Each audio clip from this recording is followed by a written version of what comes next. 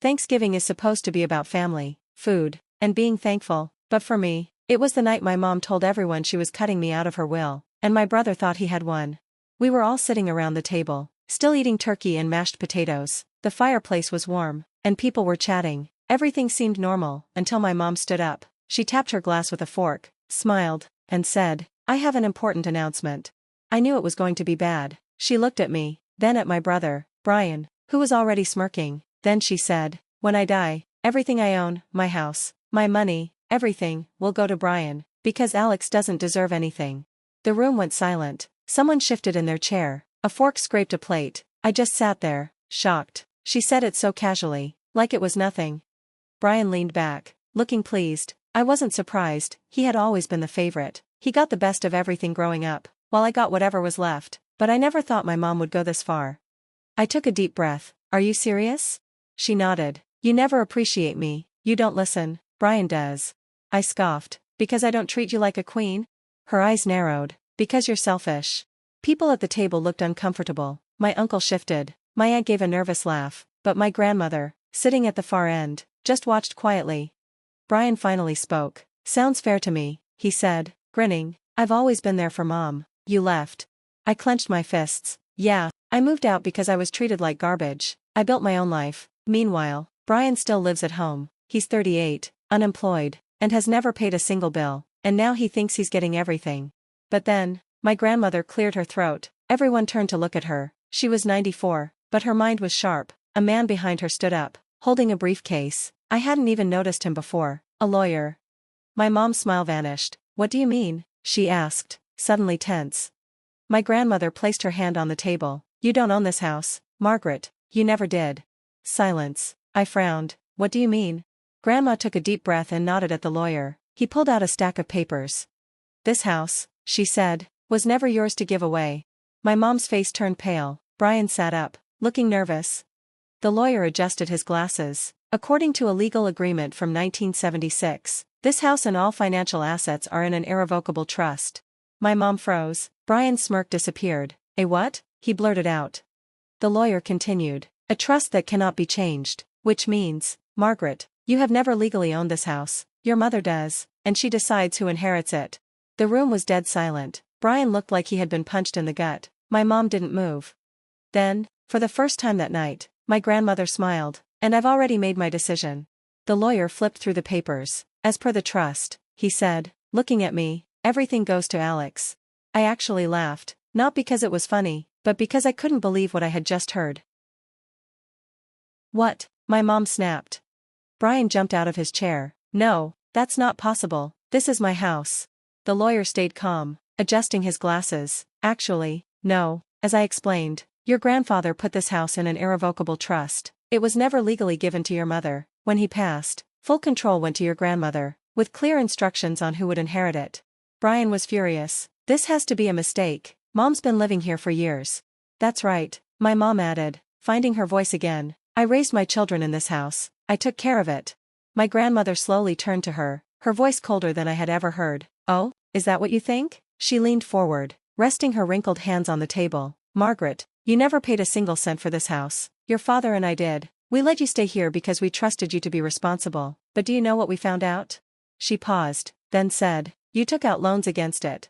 The room went silent. My stomach dropped. A few people gasped. My mother flinched like she had been slapped. "That's not true," she spat. I don't know what you're talking about."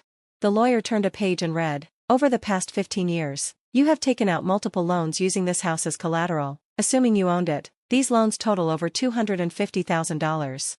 "No," my mom said, slamming her hands on the table, "that's a lie." The lawyer didn't even look up. "You defaulted on several loans, putting liens on the house. Last year, you tried to borrow another $50,000 but were denied because the property isn't legally yours." My mom turned pale. She looked at Bryan, desperate. "Bryan, say something." But Bryan looked like he was about to be sick. I had never seen him look so afraid. "Mom, is this true?" She didn't answer. My grandmother sighed, shaking her head. "You lied to your own son. You let him believe everything would be his while secretly draining this house of every last dollar." Her voice was cold, disgusting. I was still trying to process everything when Bryan suddenly exploded. "This isn't fair," he yelled. "I stayed here, I took care of you, and now you're telling me I get nothing?" The lawyer looked at him. Not exactly. Bryan froze. What? The lawyer slid a document across the table. Your grandmother is giving you a choice. Bryan grabbed the paper, his face twisting with rage. This is a joke. I looked at the paper in Bryan's hands, and my breath caught. What is it? I asked.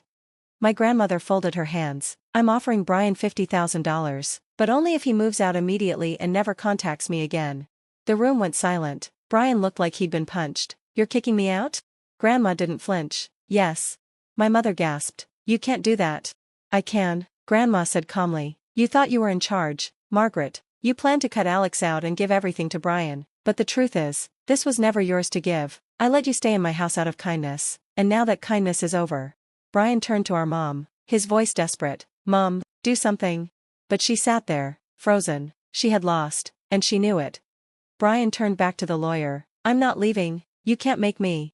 The lawyer nodded, as if he expected this. That's your choice, but if you refuse the payout, we'll move forward with legal eviction. Bryan's eyes widened. Eviction? You can't evict me.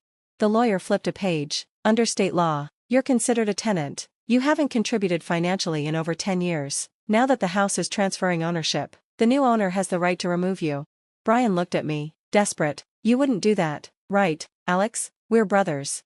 I just stared at him. After years of watching him get everything while I was treated like nothing, I finally had the power, and I was going to use it. Bryan's hands clenched the contract so hard his knuckles turned white. My mother sat in shock, her eyes darting between Grandma, the lawyer, and me. She had planned to humiliate me tonight, but instead, she had just learned she was never in control.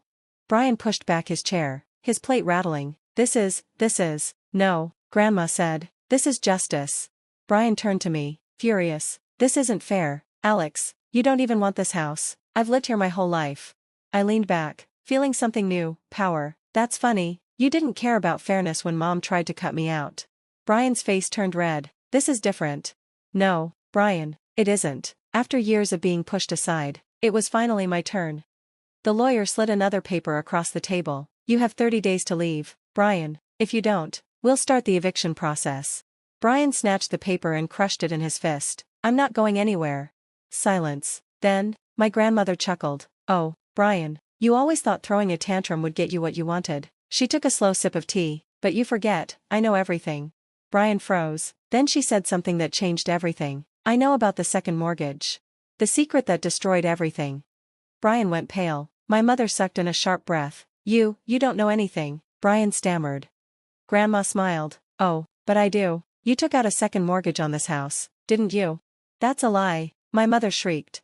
Is it? The lawyer pulled out another document and placed it on the table. Bryan lunged for it, but I was faster. I grabbed it and read the words that made my stomach drop.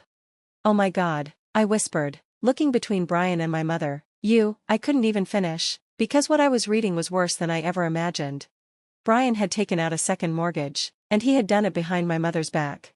You forged Mom's signature, I said. Bryan was sweating. Mom was supposed to inherit everything anyway, it didn't matter. I turned to my mother, waiting for her to explode, but she didn't. She just sat there, shaking, because she knew that now that the house belonged to me, Bryan's crime became my problem. Hundreds of thousands of dollars of debt, on my property. Then it hit me. I turned to my grandmother. Wait, you knew about this before tonight, didn't you? She smiled. Of course I did. That's why I made sure the house went to you. My breath caught. What? Why? Because I knew what they would do to you if I didn't, she said, turning to my mother and Bryan. They would have drained this house dry and left you with nothing. I refused to let that happen.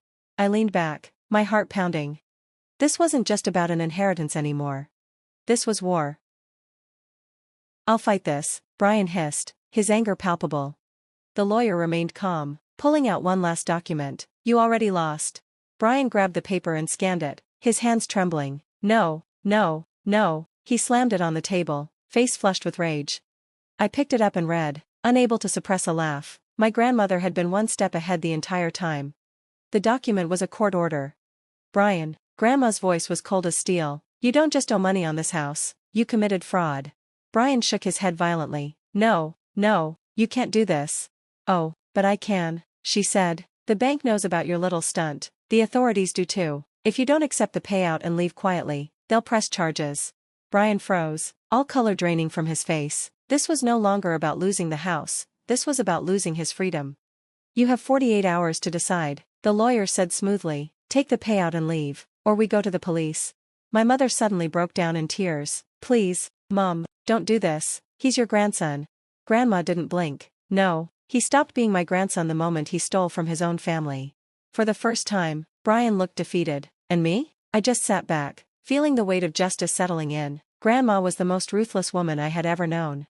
For the next few moments, there was total silence. Bryan looked at the contract, hands shaking. My mother sobbed quietly, completely broken. Grandma remained calm, as if she'd known from the start how it would end. So, she asked, what's it going to be, Bryan? Bryan's eyes darted around the table, searching for a way out. Then, suddenly, he snapped. No, he said, shoving back his chair. No, I'm not leaving, you can't do this to me. Before anyone could react, he grabbed the papers and tore them in half. You think you can just erase me? I'll burn this house down before I let you take it. And just like that, he snapped. He lunged at me, grabbing my shirt and yanking me forward so hard my chair almost tipped over. You don't deserve this, I'm the rightful owner. His spit hit my face. Then, crack. Bryan stumbled back, clutching his face. My grandmother had slapped him, hard enough that it echoed in the room. Bryan, she said coldly, you made your choice. Then, she turned to the lawyer. Call the police. Bryan froze. What? I gave you a choice, you threw it away, now you get the other option. The lawyer was already on his phone. Bryan's face twisted in panic. Wait, I'll take the money, I'll leave. Too late, Grandma said. In the distance, sirens grew louder. Bryan turned to my mother. Mom, do something. For the first time in her life, my mother was silent. She just shook her head. She knew it was his fault. 10 minutes later, Bryan was dragged out of the house in handcuffs, screaming and begging, but no one helped him. This isn't fair, you're ruining my life. I stood on the porch, watching as the police shoved him into the car. No, Bryan, I said calmly, you ruined it yourself. The car door slammed, and as it pulled away, he was gone. I took a deep breath. For the first time in my life, I felt free. Bryan was charged with fraud. Apparently, this wasn't his first time forging signatures. The bank had been investigating him for months, and my grandmother had just accelerated the process. He ended up serving time. As for my mother, she tried to fight back. She screamed, cried, and begged Grandma to reconsider, but Grandma was done. She gave her one final chance. You can stay for 6 more months, after that, you leave, or Alex will have you evicted.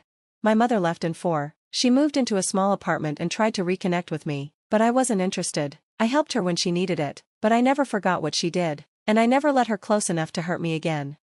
The final blow? I renovated the house, fixed what they had destroyed, and when it was done, I hosted a Thanksgiving dinner, inviting everyone except my mother and Bryan. They didn't deserve a seat at my table.